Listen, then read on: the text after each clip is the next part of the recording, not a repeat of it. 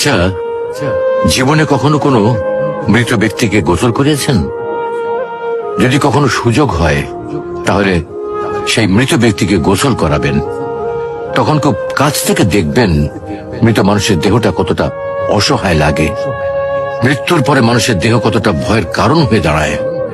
সুযোগ পেলে রাতে লাশটা পাহারা দেবেন, তখন বুঝতে পারবেন প্রিয় মানুষটার লাশ রাতের বেলায় আপনার কাছে কতটা অদ্ভুত লাগে, কতটা ভয়ের কারণ হয়ে ওঠে, কতটা আতঙ্কের কারণ হয়ে যায়। সুযোগ পেলে মৃত ব্যক্তির শরীরে একটু হাত লাগিয়ে কিছুক্ষণ তার স্পর্শ নেবেন।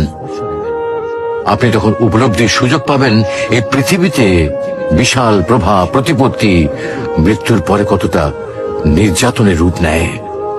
সুযোগ পেলে আপনজনদের লাশ কবরে নামাবেন খুব আগ্রহ নিয়ে।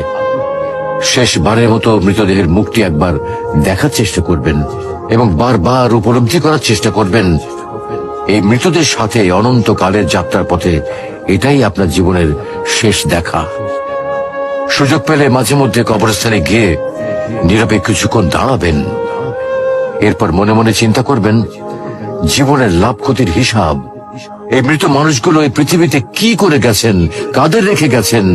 যাদের রেখে গেছেন তারা কি কখনো এই মৃত মানুষগুলোকে স্মরণ করার জন্য কবরস্থানের আশেপাশে একটি বারের জনকে দেখতে আসে? আমাদের জীবনটা বড় অদ্ভুত, বৈচিত্র্যময়।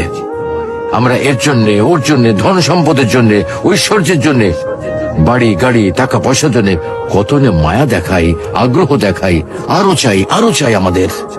অথচ এই জীবনে আমরা মৃত্যুর কথা না ভেবে, পরকালের জবাবদিহির কথা না ভেবে কিভাবে আরো সম্পদ অর্জন করতে পারি সেই চিন্তায় বিভোর থাকি। হায় রে জীবন, এখনো সময় আছে, ফিরে আসুন মহান রবের দিকে।